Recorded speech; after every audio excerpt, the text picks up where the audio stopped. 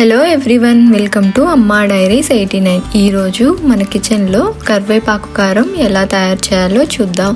ఈ కరివేపాకు కారం కంటికి చాలా మంచిదండి. అలాగే టిఫిన్స్లోకైనా రైస్లోకైనా చాలా బాగుంటుంది.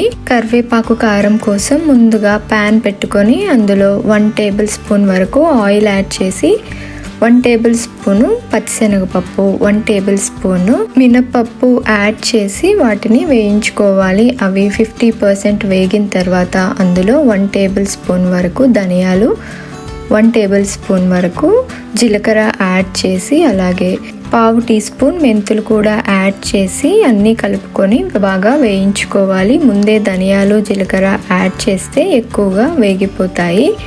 తర్వాత 12 ఎండుమిరపకాయలు తీసుకున్నాను. మీరు తీసుకున్న కరివేపాకు అలాగే తినే కారాన్ని బట్టి ఇక్కడ ఎండుమిరపకాయలు అన్నవి యాడ్ చేసుకోండి. ఇవి అన్నీ మిక్స్ చేసుకుంటూ లో ఫ్లేమ్లో బాగా వేగేంత వరకు వేగిన తర్వాత 1/2 టీ స్పూన్ వరకు పసుపు అలాగే ఇంగువ 1/2 టీ స్పూన్ వరకు యాడ్ చేసుకొని మిక్స్ చేసి స్టవ్ ఆఫ్ చేసుకోవాలి. స్టవ్ ఆఫ్ చేసిన తర్వాత ఇందులోకి ఉసిరికాయ సైజ్ అంతా చింతపండు కూడా యాడ్ చేసి ఒకసారి కలుపుకోవాలి. ఆ వేడికి చింతపండు అంతా మగ్గిపోతుందండి. ఇవన్నీ తీసి పక్కన పెట్టుకొని ఇందులోనే 1 టీ స్పూన్ ఆయిల్ యాడ్ చేసి 2 కప్స్ వరకు కరివేపాకు యాడ్ చేస్తున్నాను. కరివేపాకు ఎక్కువగా ఫ్రై చేయకుండా ఇలా ఇక్కడ చూపిస్తున్న విధంగా ఫ్రై చేస్తే సరిపోతుంది. ఆ తర్వాత స్టవ్ ఆఫ్ చేసుకొని ముందుగా వేయించి పెట్టుకున్న ఎండుమిరపకాయలు, శనగపప్పు మిక్సీ జార్లో వేసి అలాగే టేస్ట్కు తగ్గట్టుగా సాల్ట్ యాడ్ చేసి మిక్సీకి పట్టుకోవాలి.